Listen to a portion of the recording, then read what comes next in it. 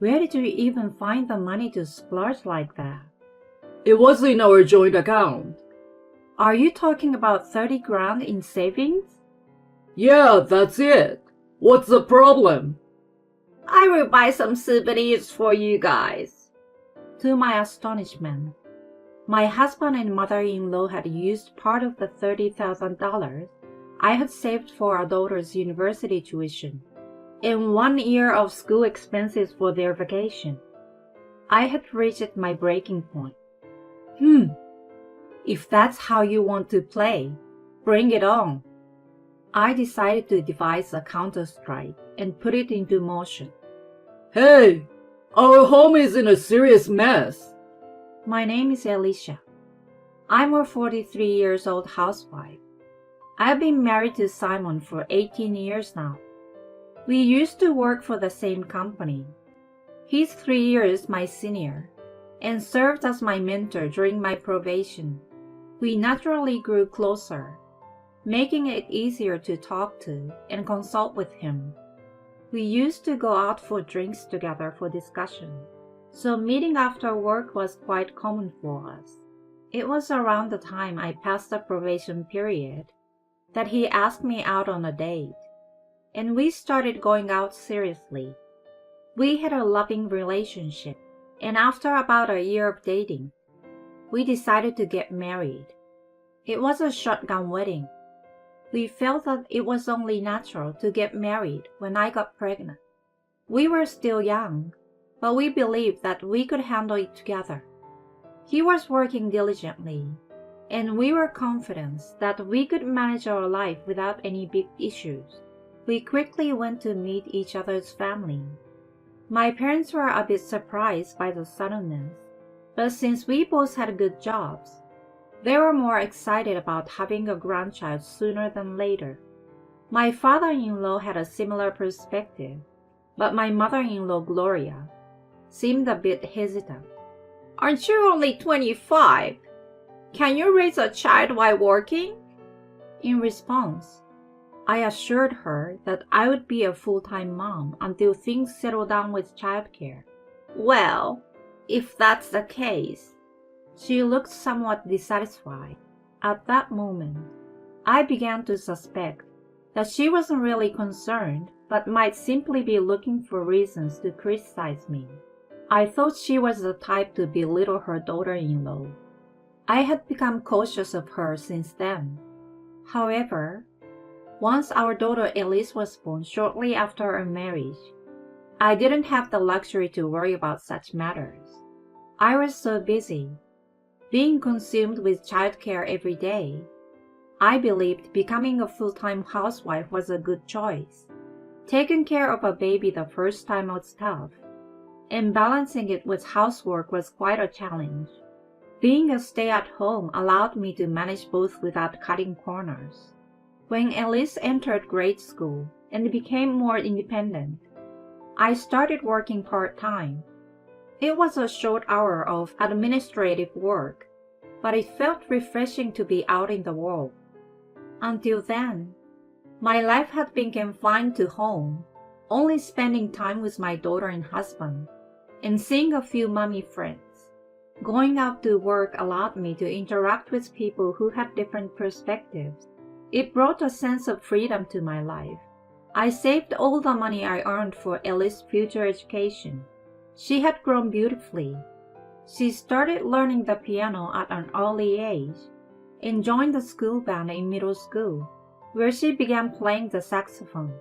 She had a strong passion for music, and I wholeheartedly supported her dedication to practicing her musical instruments. In addition to that, she excelled academically, always maintaining top grades. I never pushed her to study. She was self-motivated and responsible, qualities I deeply admired. I wanted to support her in pursuing the future she desired as much as possible. Then one day, a significant change came to our lives. It was the decision to let Gloria live with us. What prompted this was the passing of my father-in-law due to illness. I'm worried about Mom living alone. So can she stay with us? Huh? You mean living together? Yeah, we have extra rooms, and I already told her. What? You decided without talking to me? Yeah, because I don't see any problem, you know. Simon had decided on his own to let her move in with us. This happened a few years ago when Elise was in her 7th grade. How come you never mentioned it before? I thought a matter like this was better to decide sooner than later. You know, it takes some time to sell the house too. Oh, don't tell me it's already sold. Yeah, it is. So she's coming. Oh my God. My daughter and I no longer had the option to refuse.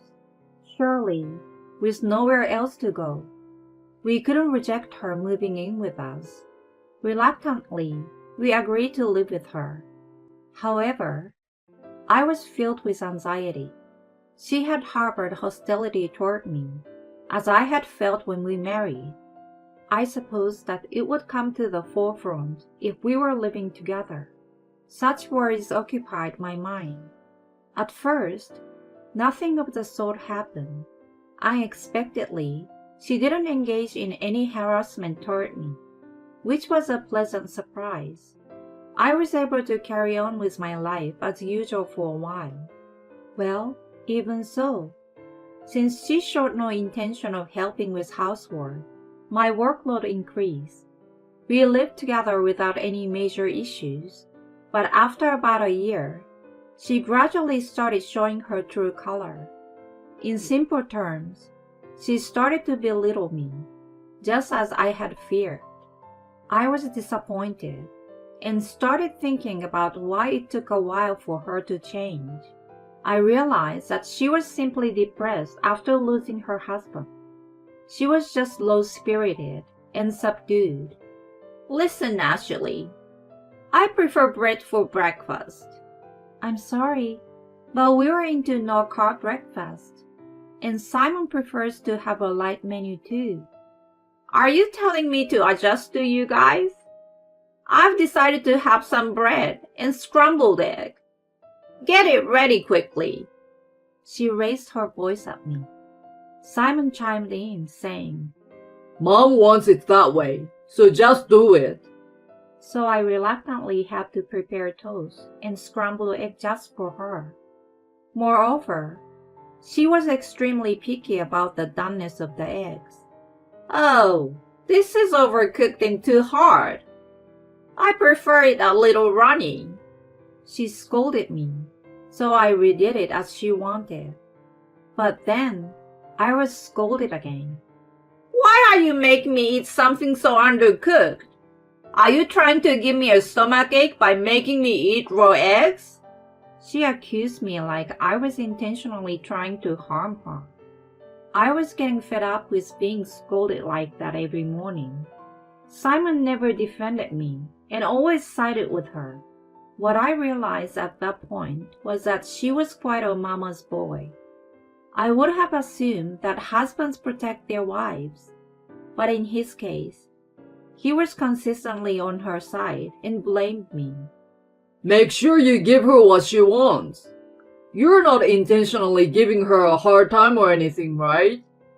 I could only sigh at his absurd accusation. Mom, are you okay? It was Elise who expressed concern for me. Thanks for asking, sweetie. Don't worry about me. I'm strong, so I can handle it. Okay, but don't push yourself too hard. I'm always on your side, you know.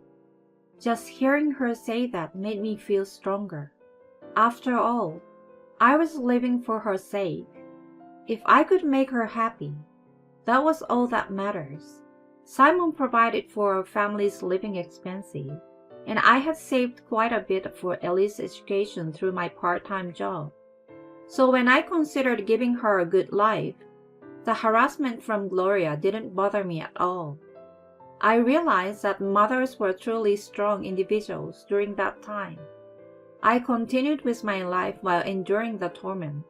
Before I knew it, a few years had passed, and Elise had become a high school student.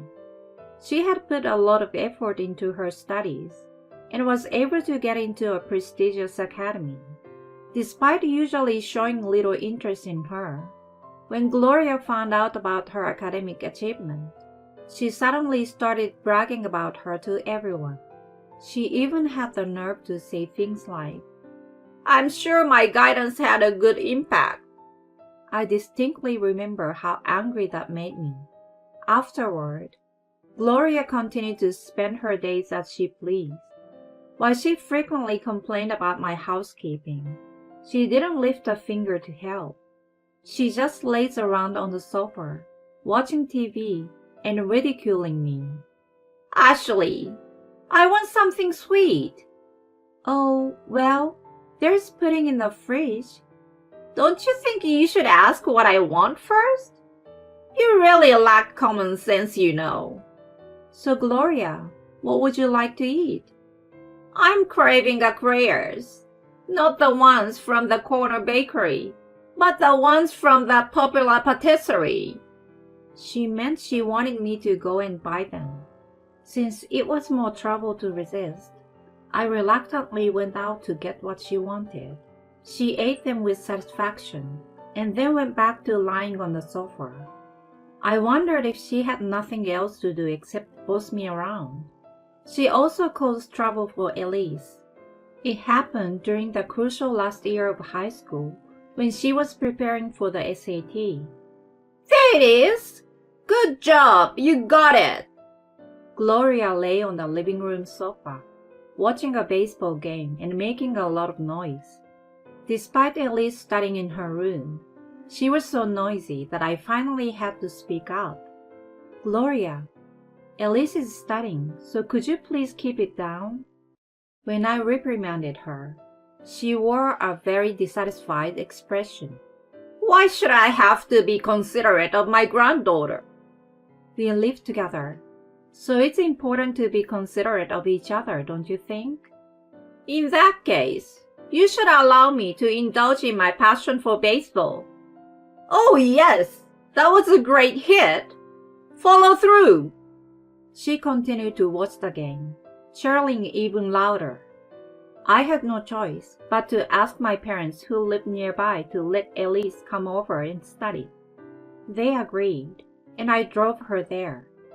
I felt bad for imposing on her and my parents, so I reported the situation to Simon. I expected he would address it with Gloria, and the issue would be solved. However, he sided with her once again. Mom really loves watching baseball. If Elise doesn't mind studying elsewhere, that should solve the problem. At that moment, it became clear that he valued his mother more than his own daughter. I decided to stop relying on him. I was my daughter's ally, and that was enough. From then on, I started sending her to my parents or to her friend's house to study. Whenever I apologized to her about it, she always responded with a smile and said it didn't bother her at all. With her diligent studies and extracurricular activities, she was successfully accepted into her first choice university. I celebrated her achievement wholeheartedly. Both Simon and Gloria were also delighted at that time. I was quite certain that Gloria would boast about it to others, but I couldn't help that. I waited for Elise's graduation day, wondering what nonsense she would tell people. However, on the day before the graduation, Simon and Gloria said something outrageous. "We're going on a trip to the Bahamas tomorrow." "What? What are you talking about? Tomorrow is Elise's graduation ceremony. Even though it's your daughter's big day, you're going on a trip too?" I couldn't get days off from work at any other time. Just take lots of pictures for us. I'm going on a sun and sea vacation with Mom. Seriously? We will be gone for a week. A week?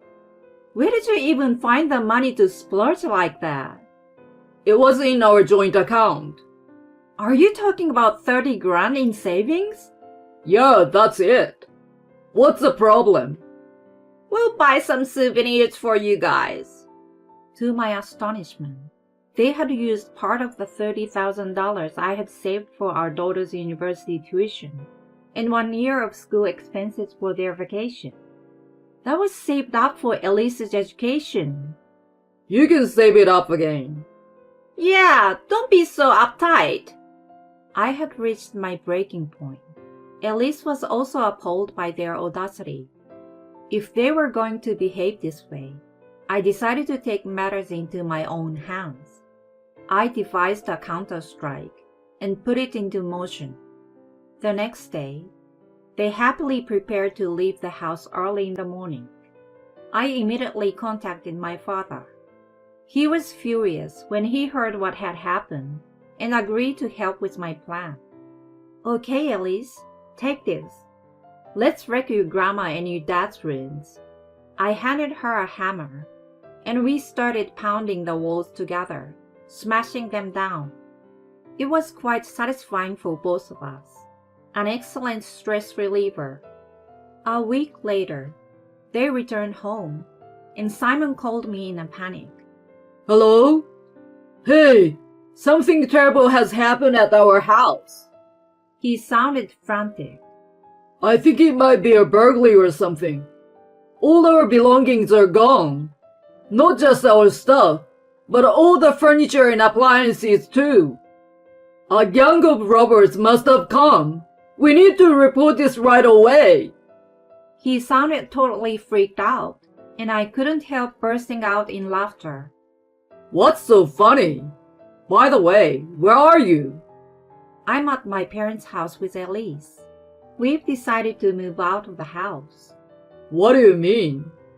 We're getting a divorce. A divorce? Why all of a sudden? It's not sudden at all.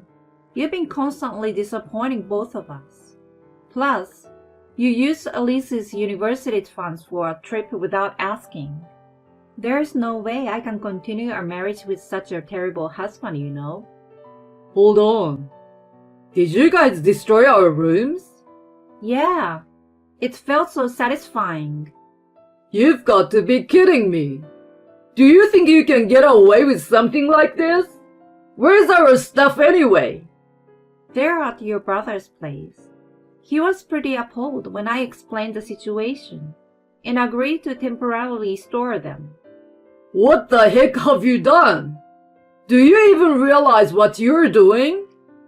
It seemed like the phone was on speaker, and Gloria took over. Do you think you can get away with this? You'll pay for ruining Simon's house. We will even report it to the police. Go right ahead. You will likely be turned away. Yeah, right. The house is in my name, you know. That's baloney. Oh my. Could it be that Simon has been deceiving you all along for the sake of his pride?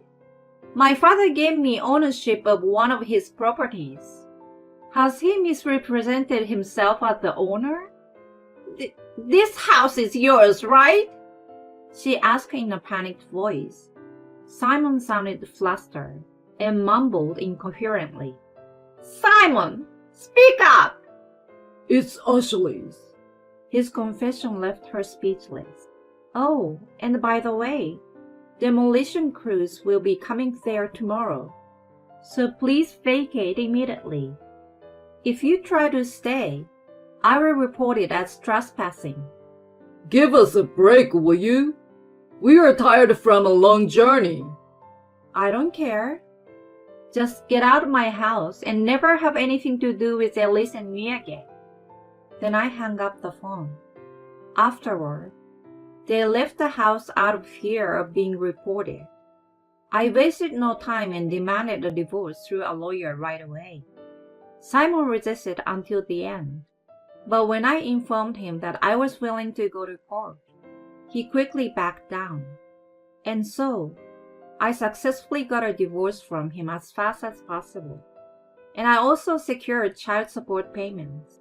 By the way, Simon and Gloria are currently living in a shabby one-bedroom apartment together. Gloria has a history of excessive spending, and has exhausted her inheritance. She now appears to be squandering Simon's salary at an alarming rate. I receive messages from him asking for help, but I just ghost him. On the other hand, Elise and I moved in with my parents for the time being. I'm still pursuing a claim for the money that was used without permission. The initial university tuition fee and the first year's expense are covered by my parents. I consider this as a loan, and I plan to work full-time to gradually repay them. Moving forward, I intend to prioritize my daughter and strive to live my life to the fullest.